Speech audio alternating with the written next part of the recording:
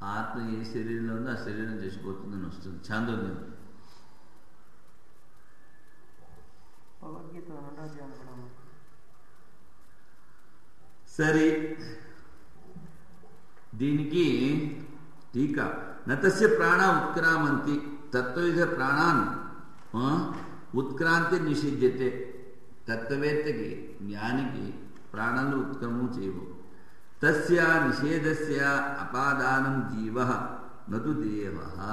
అంటే ఇక్కడ నిషేధం దేనికి చేశారు అంటే నిషేధస్య అపాదానం, నిషేధానికి కారణం ఏమిటి? జీవుడు, నతు దేహ. దేహ నుంచి ఉత్క్రాంతిగా ఆ జీవుడు పైకి లేవడు. అన్యథా దేహాది అనుత్క్రాంతో మరణాభావ. దేహం నుంచి కనుక ప్రాణం విడివిడకపోతే వాడు ఎప్పుడు బతికే ఉంటాడు కదా. అందుకని ప్రసజ్జేత సిద్ధాంతం అంటున్నాడు, తప్తాశ్మ ప్రక్షిప్తం జలం నయథా అన్యత్ర గచ్చతి. ఏ విధంగా అయితే బాగా వేడి చేసి ఇంటి మీద నీళ్లు పోస్తే అది ఇంకో చోట పోస్తా. ప్రక్షిప్తం ప్రోక్షణం చేసిన నీళ్ళు అక్కడే ఇంకిపోతాం. నాపి తద్దు దృశ్యతే, కనిపించు కూడా కనిపించవు. కింటు స్వరూపేణ లీయతే, నీళ్ళు పూర్తిగా నష్టం. తద్వా తత్వవిధ ప్రాణ దేహాద్ అనుక్రాంతాపి. ఈ తత్వవేత్తని ఆ ఇంద్రియాలు ప్రాణాలు ఇవన్నీ దేహం నుంచి ఉత్క్రాంతి కాకపోయినప్పటికీ నా దేహే అవతిష్టతే, దేహంతో ఉండవు. దేహంతో ఉంటే వాడు జీవించి ఉంటాడు. కింటు విలీయతే, అవి లయమైపోతాయి. వాటి కారణాలు అతో జీవన అసంభవం మృతో దేహ ఇది వ్యవహారం. శరీరం చచ్చిపోయిందంటారు. అనుత్క్రాంతానాం ప్రాణానాం దేహావస్థాన అభావే దేహస్య ఉచ్ఛూనత్వమేవ లింగం. ఇప్పుడు ఆ దేహాన్ని అలాగే వదిలిపెట్టేసారనుకోండి, అది మెల్లిగా మెల్లిగా మెల్లిగా బరువుకుతూ ఉంటుంది, ఇలా ఉబ్బుతూ ఉంటుంది. అదే లింగం అంటే పోయింది. నను యతః ప్రయాసాద్వరం దేహాది ఉత్క్రాంతి వస్తు. ఇంత శ్రమ పడాలి, దేహం నుంచి ఆ సూక్ష్మ శరీరాన్ని వేరు చేసేయకూడదు అంటారు. ప్రతిషేధస్సు జీవాపాదానికో భవిష్యతి. మరి ప్రతిషేధం ఏమిటంటే ఆత్మ ఎక్కడికి పోతుంది, జీవోపాదమయం. జీవుడు అనేది ఏమిటి? ఆ ఉపాధి అక్కడే లయమవుతుంది. అంటే సూక్ష్మదేహ ఉపాధి. దేహాదుత్క్రాంతస్య జీవేన సహ అవస్థితేషు ప్రాణేషు దేహాంతరగ్రహణస్య ఆవశ్యకత్వాత్ ముక్తిరేవ నస్య. ఆ దేహం నుంచి కనుక సూక్ష్మ శరీరం విడిపడింది అంటే ఇంకో దేహాన్ని తీసుకు తీరాలి, అప్పుడు ముక్తి అన్నది ఉండదు. కనుక అక్కడే నేను తస్మాత్ ఉత్క్రాంతి ప్రసిద్ధి దేహే ఏవ అపాదానం న జీవ. ఆ దేహంలోనే ఆ సూక్ష్మభూతాలన్నీ లీనమైపోతాయి. జీవునిలో కాదు. జీవుడు అని ఉపాధిని విడి చేసామనుకో మళ్ళీ వాడి ఇంకో శరీరాన్ని పొంది తీరాలి. అందుకని ప్రతిషేధస్తు జీవాపాదానకు భవిష్యత్తు తర్వాత ఏమిటి చూడలేదు. మైవం అంటే అలా కాదండి. మా ఏమం మా భూత్ మా అలా కాదు. అంటే దేహం నుంచి జీవుడిగా బయటపడ్డాడంటే మళ్ళీ వాడి దేహాంతాన్ని తీసుకోవాలి. మరి అలా జరగట్లేదు కదా, అప్పుడు ముక్తి దొరకదు. అందుకని ప్రతిషేధాది చేన్న శారీరాత్ ప్రతిషేధాది చేన్న శారీరాత్ ప్రతిషేధాది చేన్న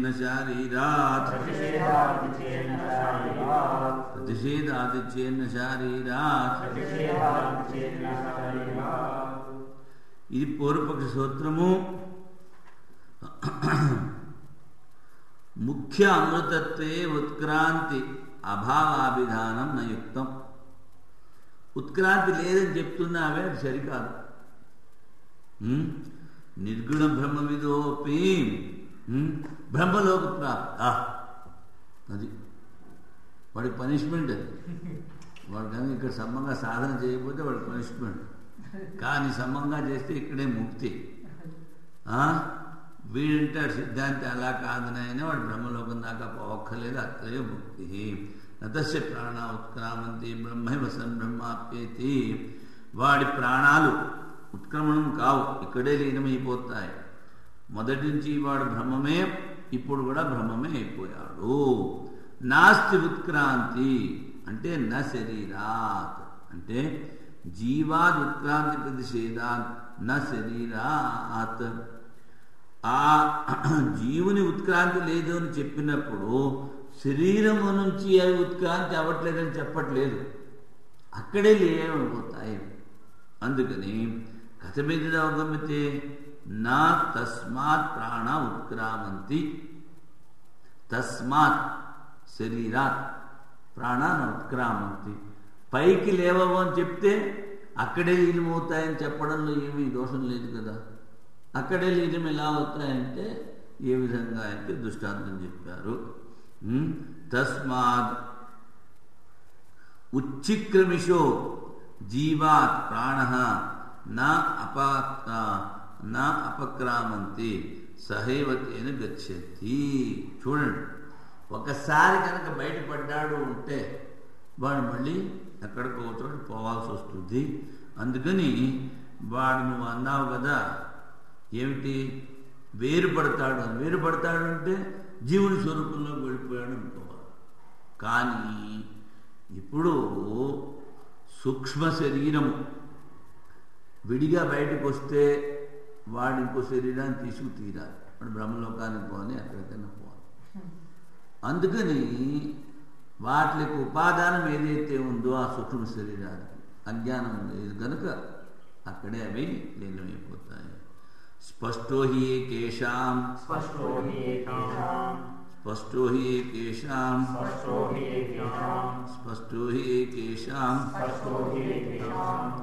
ఒక శాఖలో వాళ్ళు స్పష్టంగా చెప్పారు దీన్ని.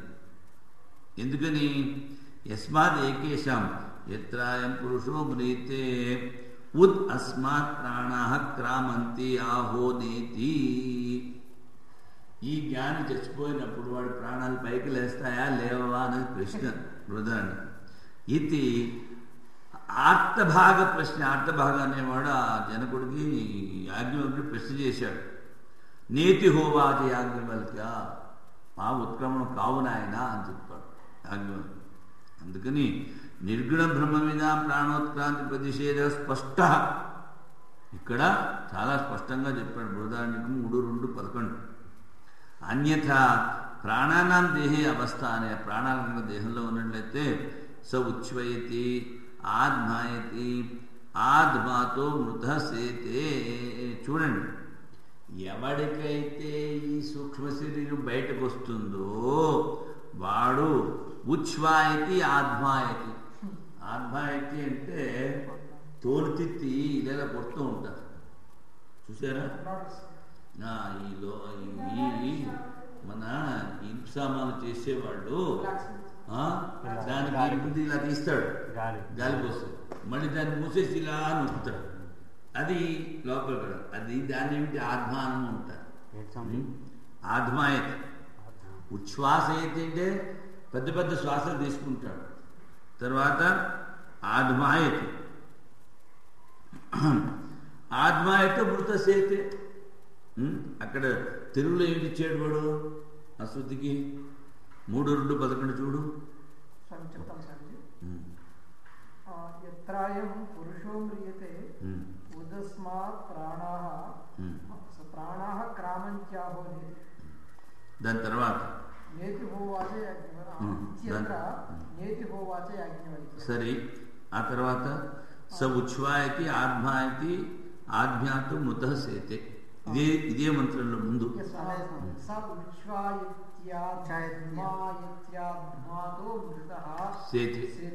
దానికి అర్థం అని చెప్పాడు. పురుషుడు ఉబ్బుతాడు, పొట్ట వాయువు చేత కోరికపడుతుంది, దేహం అంతా ఉబ్బుతుంది, మృతుడై పడిపోతాడు.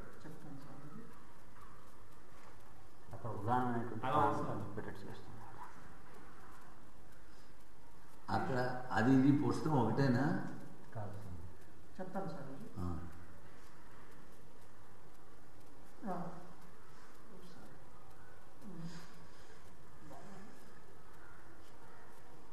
నీ పుస్తకాల్లో ఏం లేదా? ప్రాణాలు ఉత్క్రమించమని అర్థం చెప్పడానికి శక్యం అయితే కావచ్చు, కానీ మాధ్యమిక శాఖలో తస్మాత్ ప్రాణాలు ఉత్క్రమంతి అని ఉన్నది. తస్మాత్ అనేది పంచమి విభక్తిలో ప్రయోగింపబడింది. అది ముందుది. సార్ దాని తర్వాత ఇప్పుడు స ఉచ్ఛ్వా ఇత్యాధ్మా ఇత్యాధ్యాతు ముత సేతే అన్న దానికి ట్రాన్స్లేషన్. ఇక్కడ తచ్చత్వం చేత శివుని గ్రహించాలని సార్, శివుని నుండి ప్రాణాలు ఉత్క్రమించవు అని ఈ వాక్యాన్ని బట్టి ప్రాణశాస్త్రం ఉద్దేశం అది ఉబ్బుతుంది, ఆ. వేరి వలె చప్పుడవుతుంది ఆ, వేరి. అని అంటూ సహా అనే శబ్దం చేత నిర్దేశింపబడిన ఉత్క్రాంతికి అవధి అయిన, అంటే బ్రాకెట్లో దేని నుండి ఉత్క్రాంతి జరుగుతున్నదో అట్టి ప్రకృతమైన దానికి ఉచ్ఛ్వాసనాదులు జరుగుతాయని చెప్తున్నారు. ఇది దేహానికి కలుగుతాయి కానీ దేనికి కలుగవు. ఈ వాక్యంలో సాదృశ్యం ఉండవల్ల నా తస్మాత్ సమవలీయంతే అనే చోట కూడా అభేదోపచారం చేత దేహానికి దేహికి అభేదాన్ని ఆరోపించడం చేత దేహికి ప్రాధాన్యం ఉన్న ఎక్కడ పోతున్నది కేవలం దానికి అర్థం ఉంటుంది అంతే. వాచకం ఆత్మ అయితే దానికి అర్థం చెప్పాడు చెప్పండి. దేహం అంతా ఉబ్బుతుంది ఆ. అంతే. వేరి వల్లే చప్పుడవుతుంది. అది కాదు ఆత్మాయతో అంటే దేహం అంతా ఉబ్బుతుంది అని రాశారు. ఆ. ఇక్కడ ఏం రాసేసుకుంటే ఆయన 3:2:11 స ఉచ్ఛ్వాయక అధ్మాయకాజ్ఞాతు ముత సేతే అన్నదానికి తెలుగు అర్థం ఏమిటి రాసినారు? స ఉచ్ఛ్వాయత ఆ పురుషుడు ఉబ్బుతాడు, పొట్ట వాయువు చేత పూరింపబడుతుంది, దేహమంతా ఉబ్బుతుంది, మృతుడై పడిపోతాడు. ట్రాన్స్లేషన్ సంబంధం లేదు. సరే అర్థమైంది. సరే మనవాడికి పాట మీద దొరకలేదు. రేపు పొద్దున్న చెప్తావా? 3:2 వస్తుంది. వాని ప్రాణము ఉత్క్రమింపవు అని యజ్ఞంలో ఉత్క్రమం చెప్తున్నాను. ప్రాణం దేహము ఉబ్బును, మరణించినట్లు పడి ఉండును. ఇవి దేహ ధర్మములు, కానీ దేహి ధర్మములు కావు. మానే సరే. అది ఉచ్ఛ్వాయతి అంటే దీర్ఘశ్వాసము, ఆధ్యాయతి అంటే వాడి దేహం ఉబ్బును అని చెప్పాడు. అందుకని నేను చెప్పాను కదా, ఇప్పుడు ఆ తోలు ఏం చేస్తారంటే ఇలా పైకి తీసి చేతులు ఇలా అంటాడు, అప్పుడు లోపలికి మళ్ళీ దాన్ని మూస్తాడు, అప్పుడు అది ఉబ్బుతుంది కదా, దాన్ని మళ్ళీ మెల్లిగా నొక్కుతాడు. అది ఆధ్యాత్మిక. సరే స్మర్యతే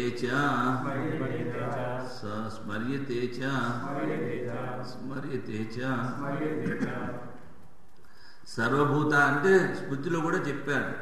సర్వభూతాత్మభూతస్య సమ్యక్ భూతాన్ని పశ్యతః దేవాపి మార్గే ముహ్యంతి అపదస్య పదేశినః.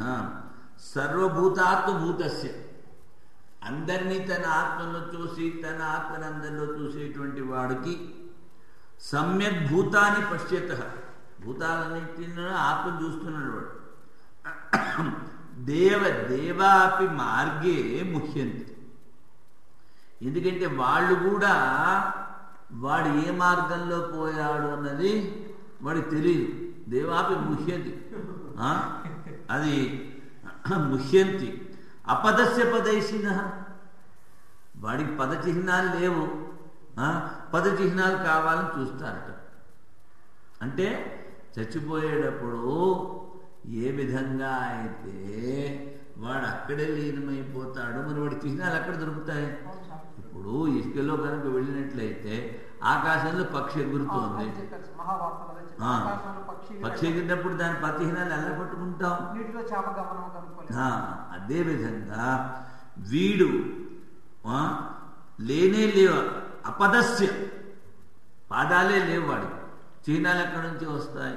అందుకని ఇటువంటి దానిలో దేవతలు కూడా ఎవడికి సర్వభూతాత్మ భూతస్య అన్ని ఆత్మ స్వరూపమయ్యాడు, అంటే అందరినీ తనలో చూస్తున్నాడు, తను అందరిలో చూస్తున్నాడు కనుక విదుషాం ఉత్క్రాంతి అభావం. దీని అర్థం ఏంటి అంటే జ్ఞానులకు ఉత్క్రాంతి లేదు శరీరంలోనే.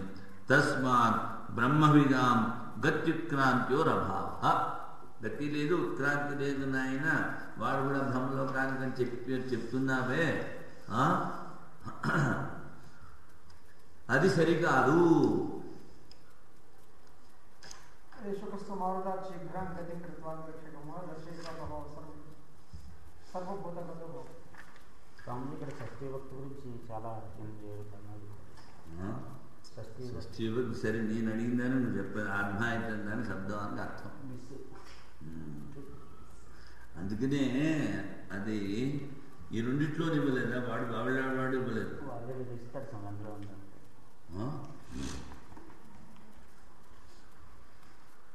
ఆవిడ చూసారు, ఆవిడ కనిపిస్తుంది. సరే, నువ్వు చూస్తూ ఉండు, మేము చదువుతూ ఉంటాం. వాగాది లయాధికరణము వాగాది